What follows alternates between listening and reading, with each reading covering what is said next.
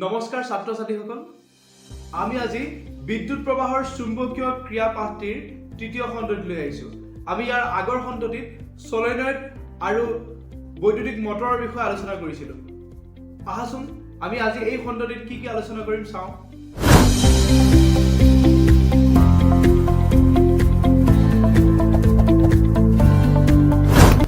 আজিৰ বিষয়কেইটা হ'ল বিদ্যুৎ চুম্বকীয় আবেশ, ফ্লেমিঙৰ পোহতীয়া নীতি, বৈদ্যুতিক জেনেৰেটৰ আৰু ঘৰুৱা বৰ্তনী। প্ৰথমে আমি আহিছোঁ বিদ্যুৎ চুম্বকীয় আবেশ।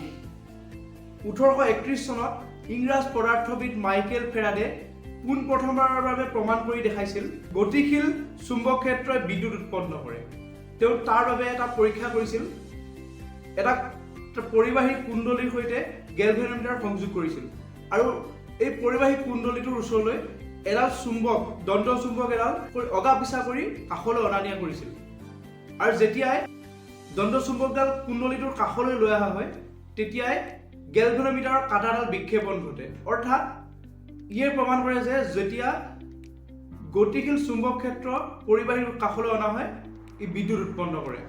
এতিয়া আমি জানিম যে বিদ্যুৎ চুম্বকীয় আবেশনো কাক কয়। কোনো এডাল পৰিবাহীত হোৱা চুম্বক ক্ষেত্ৰৰ পৰিৱৰ্তনে আনডাল পৰিবাহীত বিদ্যুৎ প্ৰবাহ উৎপন্ন কৰে আৰু এই প্ৰক্ৰিয়াটোকে কোৱা হয় বিদ্যুৎ চুম্বকীয় আবেশ। আমি ধৰি ললো এটা কুণ্ডলী, এটা তামৰ তাৰৰ কুণ্ডলী এই কুণ্ডলীটো আমি এটা বেটাৰীৰ সৈতে বৰ্তনীত সংযোগ কৰিলো আৰু আন এটা কুণ্ডলী ললো, তাৰ ওচৰতে বি কুণ্ডলী এটা ললো আৰু সেই বি কুণ্ডলীটোত আমি এটা গেলভেনোমিটাৰৰ সৈতে সংযোগ কৰিলো। তাত আমি বিদ্যুৎ প্ৰবাহ চালিত কৰা নাই। আমি যেতিয়াই এই কুণ্ডলীত প্ৰবাহ চালিত কৰিম, যেতিয়াই বৰ্তনীটোত ছুইচ অন কৰিম, কৰোঁতে এই কুণ্ডলীটোৰ মাজেৰে প্ৰবাহ চালিত হ'ব। প্ৰবাহ চালিত হোৱাৰ লগে লগে আমি পাইছিলোঁ যে কোনো পৰিবাহীৰ মাজেৰে যদি বিদ্যুৎ প্ৰবাহ চালিত হয় তাৰ চাৰিওফালে এখন চুম্বক ক্ষেত্ৰৰ সৃষ্টি হয়। সেইবাবে এই কুণ্ডলীটোতো আমি যেতিয়াই প্ৰবাহ চালিত কৰিম ইয়াৰ চাৰিওফালে এখন চুম্বক ক্ষেত্ৰৰ সৃষ্টি হ'ব। এই চুম্বক ক্ষেত্ৰখনে আনটো কুণ্ডলী বি কুণ্ডলীত প্ৰবাহ আবিষ্ট কৰিব। এই চুম্বক ক্ষেত্ৰখনে আনটো বি কুণ্ডলীত ক্ৰিয়া কৰিব। বি কুণ্ডলীত যেতিয়াই ক্ৰিয়া কৰিব আমি দেখিম গেলভেনোমিটাৰ কাঁটাডাল বিক্ষেপণ ঘটিছে। অৰ্থাৎ প্ৰথম এ কুণ্ডলীটোত হোৱা চুম্বক ক্ষেত্ৰৰ যিটো পৰিৱৰ্তন, এই পৰিৱৰ্তনটোৱে আনটো কুণ্ডলী বি কুণ্ডলীত বিদ্যুৎ প্ৰবাহ আবিষ্ট কৰিছে আৰু এই প্ৰক্ৰিয়াটোকে কোৱা হয় বিদ্যুৎ চুম্বকীয় আবেশ। এই বিদ্যুৎ চুম্বকীয় আবেশৰ নীতিক অনুসৰণ কৰি ফ্লেমিঙে আন এটা নীতি উলিয়াইছিল যাক কোৱা হয় ফ্লেমিঙৰ সোঁহতীয়া নীতি।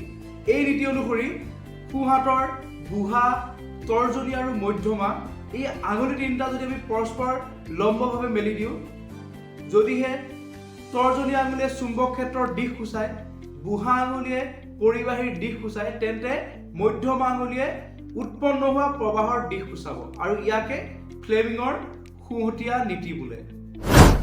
এতিয়া কথা হ'ল ফ্লেমিঙৰ বাওহতীয়া নীতি আৰু সোঁহতীয়া নীতি আমি কেতিয়া কেতিয়া ব্যৱহাৰ কৰোঁ। যদিহে কোনো পৰিবাহীৰ ওপৰত চুম্বক ক্ষেত্ৰই ক্ৰিয়া কৰা বলৰ দিশ নিৰ্ণয় কৰিব লগা হয় তেতিয়া আমি ফ্লেমিঙৰ বাওহতীয়া নীতি ব্যৱহাৰ কৰিম। আনহাতে যদিহে কোনো পৰিবাহীৰ ওপৰত চুম্বক ক্ষেত্ৰই ক্ৰিয়া কৰাৰ ফলত প্ৰবাহ উৎপন্ন হোৱাৰ দিশ নিৰ্ণয় কৰিব লগা হয়, প্ৰবাহৰ দিশ নিৰ্ণয় কৰিব লগা হয়, তেতিয়া আমি সোঁহতীয়া নীতি ব্যৱহাৰ কৰোঁ। এতিয়া আহিছোঁ আমি এটা কুণ্ডলীত কেনেদৰে প্ৰবাহ আবিষ্ট বা উৎপন্ন কৰিব পাৰোঁ, কি কি পদ্ধতিৰে আমি প্ৰবাহ আবিষ্ট কৰিব পাৰোঁ। প্ৰথম পদ্ধতিটো হৈছে বিদ্যুৎ চুম্বকীয় আবেশৰ পদ্ধতি, যিটো আমি অলপ আগত পালোঁ। দ্বিতীয় পদ্ধতিটো হৈছে পৰিবাহী তাঁৰডালৰ কাষলৈ যদি আমি চুম্বক এডাল অনা নিয়া কৰি থাকোঁ অগা পিছা কৰি, তেতিয়াও পৰিবাহীডালত বিদ্যুৎ উৎপন্ন হ'ব।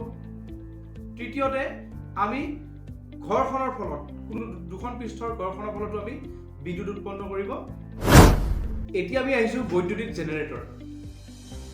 প্ৰথমে বৈদ্যুতিক জেনেৰেটৰৰ কাম কেনেদৰে কৰে বা ইয়াৰ মূল নীতিটো কি আমি প্ৰথম জানিম। বৈদ্যুতিক জেনেৰেটৰৰ মূল নীতিটো হৈছে ই যান্ত্ৰিক শক্তিক বিদ্যুৎ শক্তিলৈ ৰূপান্তৰ কৰে। অৰ্থাৎ বৈদ্যুতিক জেনেৰেটৰে প্ৰথমে ইয়াক আমি চলাব লগা হয়।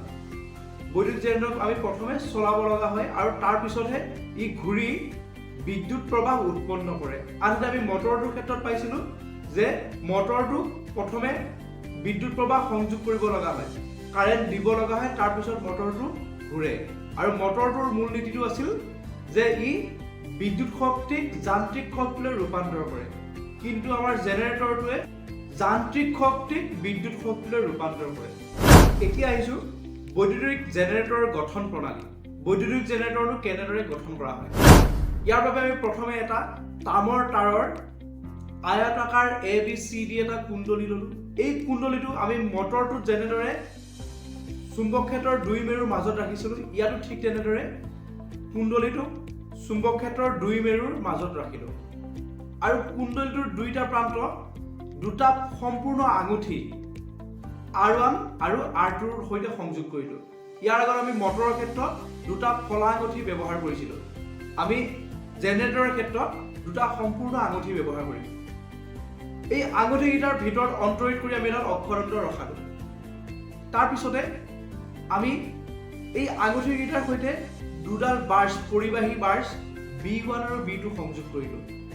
এই আঙুঠিকেইটাও ঠিক তেনেদৰে মটৰত যেনেদৰে লৰচৰ নোহোৱাকৈ ঘূৰিব পৰাকৈ সংযোগ কৰিছিলো, ঠিক তেনেদৰে ইয়াতো আমি বাৰ্ছ দুডালো আঙুঠিকেইটাৰ সৈতে তেনেদৰে সংযোগ কৰিম, B1 আৰু B2 বাৰ্ছ দুডাল। এতিয়া এই বাৰ্ছ দুডালৰ B1 আৰু B2 দুইডাল বাৰ্ছৰে সম্পূৰ্ণৰূপে এটা গেলভেনোমিটাৰৰ সৈতে তাৰেৰে সংযোগ কৰি দিলো। আমি ইয়াৰ আগত মটৰৰ ক্ষেত্ৰত আমি বেটেৰীৰ সৈতে বৰ্তনীৰ সংযোগ কৰিছিলো বাৰ্ছকেইডাল। কিন্তু জেনেৰেটৰত আমি ইয়াত কোনো ধৰণৰ বৰ্তনী সংযোগ নকৰো। ইয়াত কেৱল আমি এটা গেলভেনোমিটাৰ সংযোগ কৰিছো যে প্ৰবাহ উৎপন্ন হৈছে নে তাক চাবৰ বাবে। আৰু এইটোৱে হ'ল বৈদ্যুতিক জেনেৰেটৰৰ গঠন। কাৰ্যনীতিত আহিছো, ইনো কেনেদৰে কাম কৰে। আমি অক্ষদণ্ডডাল প্ৰথমে ললো। প্ৰথমে অক্ষদণ্ডডাল ঘড়ীৰ কাঁটাৰ দিশত ঘূৰাম। আমি যেতিয়া অক্ষদণ্ডডাল ঘড়ীৰ কাঁটাৰ দিশত ঘূৰাম, তেতিয়া ABCD যিটো কুণ্ডলী আছিল, কুণ্ডলীটোৰ AB বাহুটো ওপৰলৈ আৰু CD বাহুটো তললৈ ঘূৰিব, অৰ্থাৎ ঘড়ীৰ কাঁটাৰ দিশত ঘূৰিব। ঘড়ীৰ কাঁটাৰ দিশত ঘূৰা তাত চুম্বক ক্ষেত্ৰই ক্ৰিয়া কৰিব পৰিবাহীডালৰ ওপৰত। আমি যদি এই ক্ষেত্ৰত ফ্লেমিঙৰ সোঁহতীয়া নীতি প্ৰয়োগ কৰোঁ, তেন্তে আমি উৎপন্ন হোৱা প্ৰবাহৰ দিশ জানিব পাৰিম। আৰু যিহেতু AB বাহুটো ওপৰলৈ গৈছে আৰু CD বাহুটো তললৈ গৈছে, ইয়াৰ ফলত যিটো চুম্বক ক্ষেত্ৰই ক্ৰিয়া কৰিব বাহু দুটাৰ ওপৰত, উৎপন্ন হোৱা প্ৰবাহৰ দিশ হ'ব A পৰা B লৈ AB বাহুত, আৰু CD বাহুত C পৰা D লৈ প্ৰবাহ চালিত হ'ব। ফলত প্ৰবাহ B2 বাৰ্ছেৰে আহি পুনৰ গেলভেনোমিটাৰেদি হৈ B1 বাৰ্ছলৈ গতি কৰিব। আৰু এনেদৰে জেনেৰেটৰটোৱে বিদ্যুৎ প্ৰবাহ উৎপন্ন কৰিব। এতিয়া আমি জানিম DC কাৰেণ্ট আৰু AC কাৰেণ্টৰ বিষয়ে। DC কাৰেণ্ট বা প্ৰত্যক্ষ প্ৰবাহৰ কাম কৰে, যি প্ৰবাহৰ দিশ একমুখী আৰু সময়ৰ সৈতে ইয়াৰ দিশৰ কোনো সলনি নকৰে। তেনে প্ৰবাহক কোৱা হয় একমুখী প্ৰবাহ বা প্ৰত্যক্ষ প্ৰবাহ বা DC কাৰেণ্ট, ডাইৰেক্ট কাৰেণ্ট। এই প্ৰবাহ অপচয় বেছি হয় আৰু ইয়াক আমি বহু দূৰলৈ প্ৰেৰণ কৰিব নোৱাৰো। যেনে আমি বিয়া সবাহত ব্যৱহাৰ কৰা যিটো DC জেনেৰেটৰ, কেৱল আমি এখন বিয়া চলাবলৈহে ইয়াক ব্যৱহাৰ কৰিব পাৰো। তাতকৈ যদি আমি গোটেই গাঁৱত কাৰেণ্ট দিব লগা হয়, তেতিয়াহ'লে এটা জেনেৰেটৰে দিব নোৱাৰে।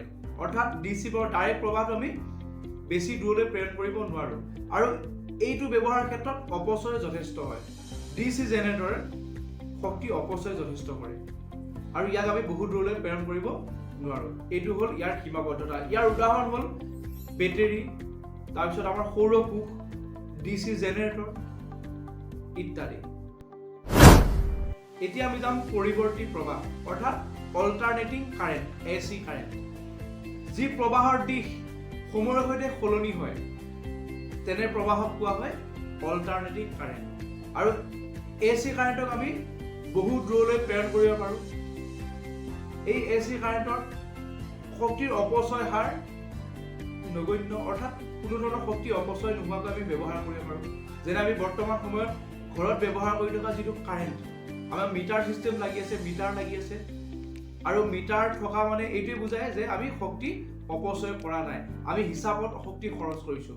এই যিটো প্ৰবাহ AC কাৰেণ্ট, বিদ্যুৎ উৎপাদন বহুত দূৰত হৈছে আৰু তাৰ পৰা কিমান দূৰৰ পৰা আমাৰ বিদ্যুৎ উৎপাদন কেন্দ্ৰৰ পৰা বিদ্যুৎ আহি আমাৰ ঘৰ পাইছেহি, বা গোটেই কিমান ডাঙৰ অঞ্চল, গোটেই এখন দেশত বিদ্যুৎ প্ৰবাহ যোগান ধৰি আছে, বহু দূৰলৈ প্ৰেৰণ কৰিছে এই বিদ্যুৎ প্ৰবাহ। এই যিটো পদ্ধতি, এই পদ্ধতিক কোৱা হয় AC কাৰেণ্ট, অৰ্থাৎ অল্টাৰনেটিং কাৰেণ্ট। AC কাৰেণ্ট হোৱাৰ বাবেহে বহু দূৰলৈ প্ৰেৰণ কৰিব পৰা গৈছে আৰু ইয়াত কোনো ধৰণৰ শক্তি অপচয় হোৱা নাই। আমি DC ব্যৱহাৰ কৰোঁ, শক্তি অপচয় হ'ব। ইয়াৰ উদাহৰণ হ'ল আমাৰ নিউক্লিয় শক্তি, জলবিদ্যুৎ শক্তি, ভূতাপীয় শক্তি ইত্যাদি। প্ৰত্যক্ষ প্ৰবাহ আৰু পৰিৱৰ্তী প্ৰবাহ দুয়োটাৰ মাজৰ পাৰ্থক্যকেইটা পালোঁ। প্ৰথম পাৰ্থক্যটো হ'ল যে প্ৰত্যক্ষ প্ৰবাহ একমুখী হয়, সময়ভেদে ইয়াৰ দিশৰ কোনো সলনি নহয়। আনহাতে পৰিৱৰ্তী প্ৰবাহৰ ক্ষেত্ৰত সময়ভেদে ইয়াৰ দিশৰ সলনি হয়। দ্বিতীয়তে হ'ল প্ৰত্যক্ষ প্ৰবাহ আমি বহু দূৰলৈ প্ৰেৰণ কৰিব নোৱাৰোঁ, আনহাতে পৰিৱৰ্তী প্ৰবাহ আমি বহু দূৰলৈ প্ৰেৰণ কৰিব পাৰোঁ। তাৰপিছত আহিল প্ৰত্যক্ষ প্ৰবাহ ব্যৱহাৰ কৰাত শক্তিৰ অপচয় যথেষ্ট হয়। পৰিৱৰ্তী প্ৰবাহত শক্তিৰ কোনো ধৰণৰ অপচয় নহয়। প্ৰত্যক্ষ প্ৰবাহৰ উদাহৰণ হ'ল আমাৰ বেটাৰী, সৌৰকোষ, DC জেনেৰেটৰ ইত্যাদি। আনহাতে পৰিৱৰ্তী প্ৰবাহৰ উদাহৰণ হ'ল নিউক্লিয় শক্তি, জলবিদ্যুৎ শক্তি, ভূতাপীয় শক্তি ইত্যাদি। এতিয়া আমি আহিছোঁ ঘৰুৱা বৰ্তনী, অৰ্থাৎ ডমেষ্টিক চাৰ্কিট। আমি ঘৰত যিটো বৰ্তনী ব্যৱহাৰ কৰি আছোঁ তাৰ বিষয়ে পঢ়িম। আমাৰ ঘৰত যিটো কাৰেণ্ট ব্যৱহাৰ কৰিছোঁ সেই কাৰেণ্টটো হ'ল AC কাৰেণ্ট, অৰ্থাৎ অল্টাৰনেটিং কাৰেণ্ট বা পৰিৱৰ্তী প্ৰবাহ। আৰু আমি ঘৰত ব্যৱহাৰ কৰি থকা যিটো কাৰেণ্ট আছে ইয়াৰ ভল্টেজ 220 ভল্ট। 220 ভল্টৰ কাৰেণ্ট আমি ব্যৱহাৰ কৰি আছোঁ। আৰু এই ভল্টেজটোৰ ভিতৰতে আমি বিভিন্ন প্ৰবাহত সঁজুলিবোৰ ব্যৱহাৰ কৰোঁ। তাৰ ভিতৰত মুখ্যতঃ আমাৰ যিবোৰ হেভি সঁজুলি যেনে গ্ৰিজাৰ হওক, এয়াৰ কুলাৰ হওক, ফ্ৰিজ হওক ইত্যাদিবোৰত যিটো প্ৰবাহ প্ৰয়োজন তাৰ বাবে আমাৰ থাকে 15 এম্পিয়াৰ প্ৰবাহ থাকে। আনহাতে আমি বাল্ব, ফেন বা মোবাইলৰ চাৰ্জাৰ হওক, আন যিবোৰ সৰু সুৰা সঁজুলি আছে এই সকলোবোৰ সঁজুলিত আমাৰ প্ৰয়োজনীয় প্ৰবাহ হৈছে 5 এম্পিয়াৰ। অৰ্থাৎ আমি ঘৰুৱা বৰ্তনীৰ ক্ষেত্ৰত দুই ধৰণৰ প্ৰবাহ ব্যৱহাৰ কৰি আছোঁ। এটা হ'ল 15 এম্পিয়াৰ, আনটো হ'ল 5 এম্পিয়াৰ। ঘৰুৱা বৰ্তনীত সাধাৰণতে দুই ধৰণৰ ৱাৰ ব্যৱহাৰ কৰা হয়। এডাল হ'ল ৰঙা ৰঙৰ আচ্ছাদনেৰে আৱৃত, আনডাল কলা ৰঙৰ আচ্ছাদনেৰে আবৃত। ৰঙা ৰঙৰ আচ্ছাদনেৰে আবৃত ৱাৰডালক কোৱা হয় সজীৱ বা ধনাত্মক তাঁৰ। আনহাতে কলা ৰঙৰ আচ্ছাদনেৰে আবৃত যিডাল তাঁৰ আছে তাক কোৱা হয় উদাসীন বা নিউট্ৰেল, অৰ্থাৎ ঋণাত্মক তাঁৰ। এই দুইডাল তাঁৰৰ কেতিয়াবা অবাঞ্ছিতভাৱে সংযোগ ঘটে। যদিহে কেতিয়াবা এই সজীৱ আৰু উদাসীন দুইডাল তাঁৰৰ অবাঞ্ছিত সংযোগ ঘটে তেতিয়া আমাৰ বৰ্তনীত বুজা হঠাতে অধিক বাঢ়ি যায়গৈ, অৰ্থাৎ ভল্টেজ যথেষ্ট বাঢ়ি যায়গৈ। আৰু এই পৰিঘটনাটোক কোৱা হয় শ্বৰ্ট চাৰ্কিট, অৰ্থাৎ হৰ্ষ বৰ্তনী। আৰু তেনেধৰণৰ হ'লে আমাৰ ঘৰৰ যিবোৰ সঁজুলি আছে বিভিন্ন ধৰণৰ বৈদ্যুতিক সঁজুলিবোৰ নষ্ট হৈ যোৱাৰ সম্ভাৱনা বেছি থাকে। আৰু ইয়াৰ বাবে সুৰক্ষা পাবৰ কাৰণে যাতে শ্বৰ্ট চাৰ্কিট নহ'বৰ বাবে আমাৰ বৰ্তনীত অধিক ভল্টেজ নাহিবৰ বাবে, কাৰণ অধিক ভল্টেজ অহাৰ লগে লগে বৰ্তনীৰ সঁজুলিবোৰ নষ্ট হয়। তাৰ বাবে বিকল্প হিচাপে সুৰক্ষা হিচাপে আমি ব্যৱহাৰ কৰোঁ ফিউজ, অৰ্থাৎ আমি ফিউজ তাঁৰ ব্যৱহাৰ কৰোঁ বা কেতিয়াবা আমি আৰ্থিন অৰ্থাৎ ভূমি সংলগ্ন তাঁৰো ব্যৱহাৰ কৰোঁ। বিদ্যুৎ প্ৰবাহৰ চুম্বকীয় ক্ৰিয়া পাঠটিৰ মূল কথাখিনি আছিল ইমানলৈ।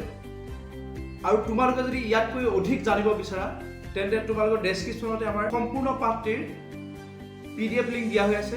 তাত সহজ ভাষাত সেই PDF লিংকটো ধুনীয়াকৈ আমি বনাই থৈছোঁ। তোমালোকে তাৰ পৰা ডাউনলোড দি চাব পাৰিবা। আৰু যদি তোমালোকে অনুভৱ কৰা 100% সহজভাৱে বিজ্ঞানৰ সম্পূৰ্ণ পাঠৰ জ্ঞান ল'ব পৰাকৈ কিতাপৰ প্ৰয়োজন আছে তেন্তে আমাৰ সৈতে যোগাযোগ কৰিবা। আমাৰ বিজ্ঞান বিষয়ে 3টা খণ্ডত আমি ভাগ কৰি থৈছোঁ: জীৱ বিজ্ঞান, পদাৰ্থ বিজ্ঞান আৰু ৰসায়ন বিজ্ঞান। 3খন কিতাপ কেৱল 120 টকাতে তোমালোকে পাবা। হোৱাটছআপ নম্বৰ আছে, হোৱাটছআপ নম্বৰত যোগাযোগ কৰিবা বা মেইল এড্ৰেছত তোমালোকে নাম আৰু ঠিকনা দিলে তোমালোকলৈ কিতাপ প্ৰেৰণ কৰি দিয়া হ'ব। পৰৱৰ্তী ভিডিঅ'টিত মই তোমালোকৰ বাবে আকৌ এটা নতুন পাঠ, আনতকৈ তোমালোকে টান পোৱা পাঠ এটি সহজ ভাষাত তোমালোকৰ বাবে উপস্থাপন কৰি মই এনিমেশ্যনৰ সহায়ত লৈ আহিম। মই সামৰিছোঁ। ধন্যবাদ।